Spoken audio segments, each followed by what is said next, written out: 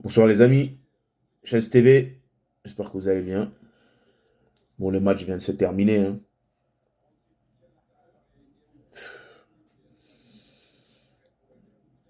C'est quel que de pauvreté.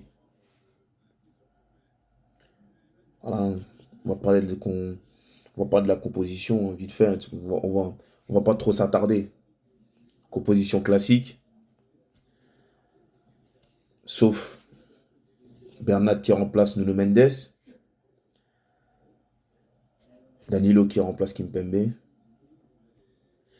et Sarabia qui remplace Messi.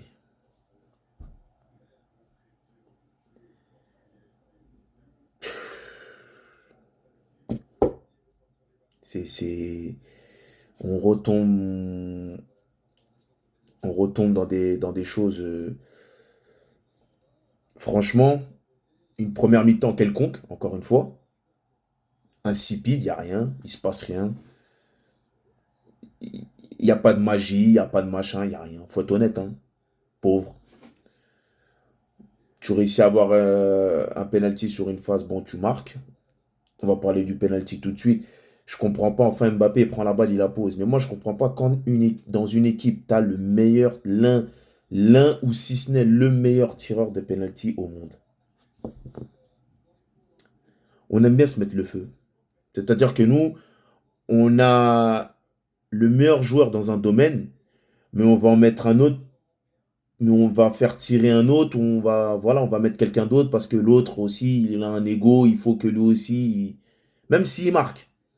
Mais moi, j'estime que on a le meilleur tireur de penalty au monde. On le fait tirer. Heureusement, il marque. Il rate, on dit quoi? Il rate, on sera tous là à dire, ouais, pourquoi Neymar, il a pas tiré? Ah, même moi, même si Mbappé, il a marqué, pourquoi Neymar, il tire pas? Tout simplement, c'est lui le meilleur au monde.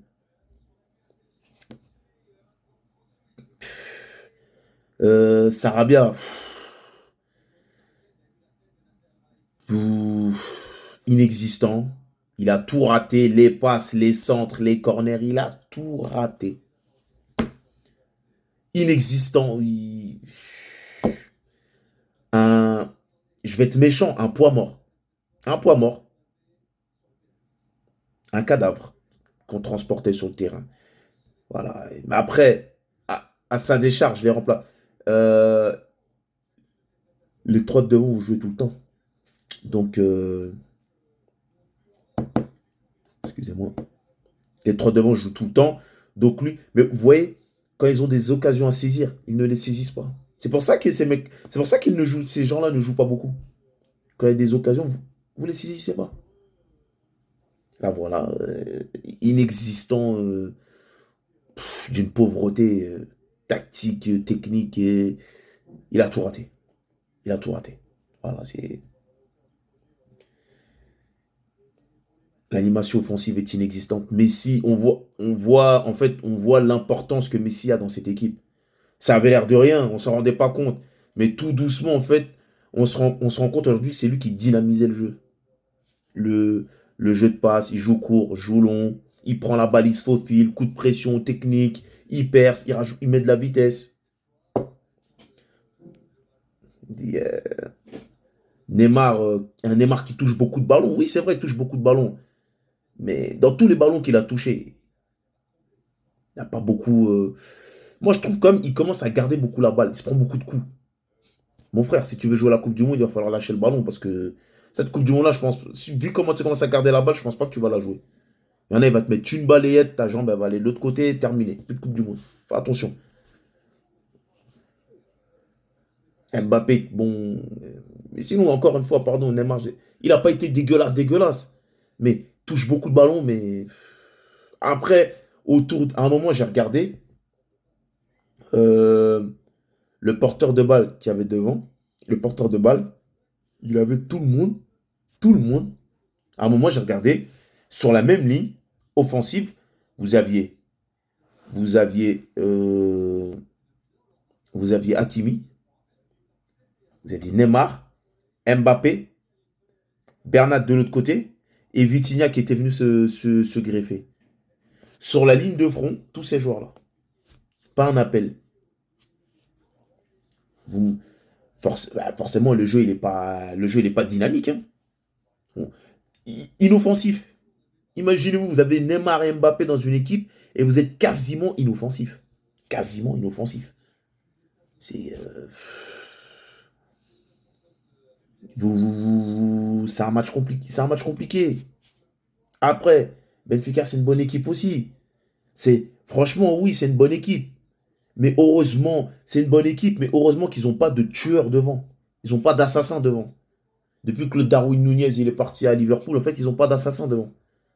L'autre qui est devant, là, le Gonzalo Ramos, je crois, il s'appelle comme ça, ou je sais pas quoi. C'est c'est léger devant, c'est trop léger ça devant ça.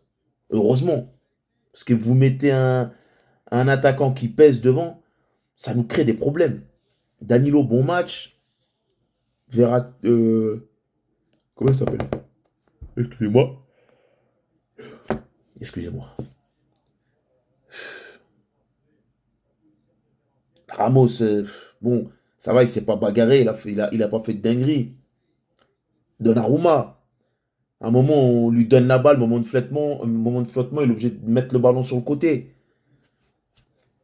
En fait, la défense, il faut qu'ils arrêtent de lui donner la balle derrière comme ça.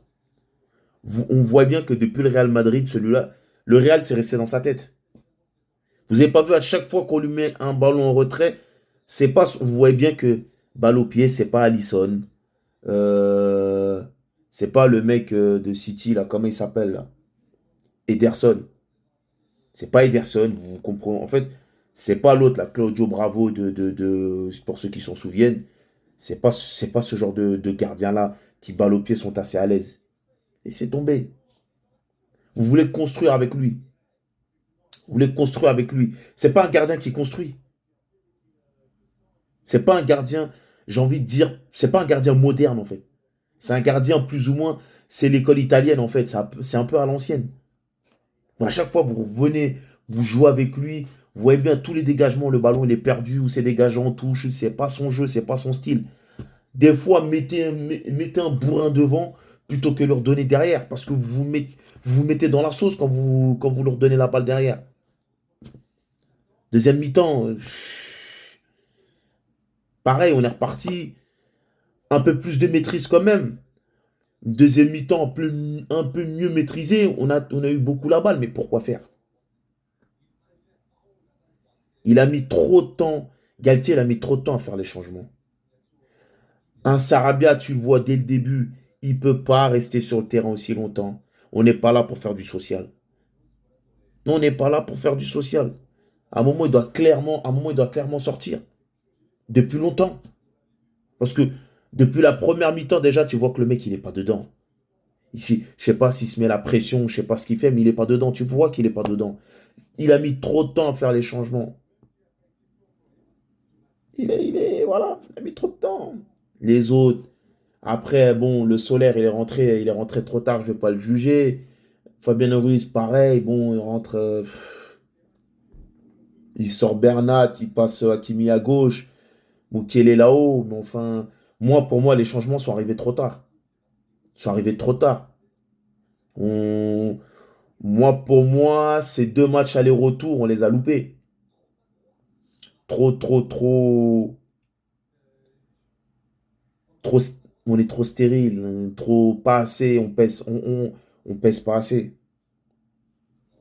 On est trop, on fait pas peur, on n'a pas fait peur à cette équipe-là. Ils ont joué leur jeu, ils ont fait ce qu'ils avaient à faire. Ils ont fait, même au niveau des possessions, vous voyez, c'est assez similaire, à peu près 50-50. On leur a pas fait peur, on les a pas effrayés, on leur a même pas, voilà.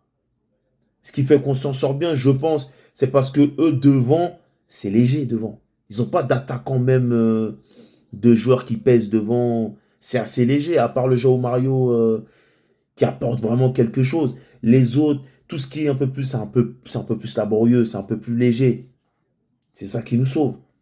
Voilà, c'est. Ah, je ne vais pas en dire plus, voilà, j'ai un peu fait le tour.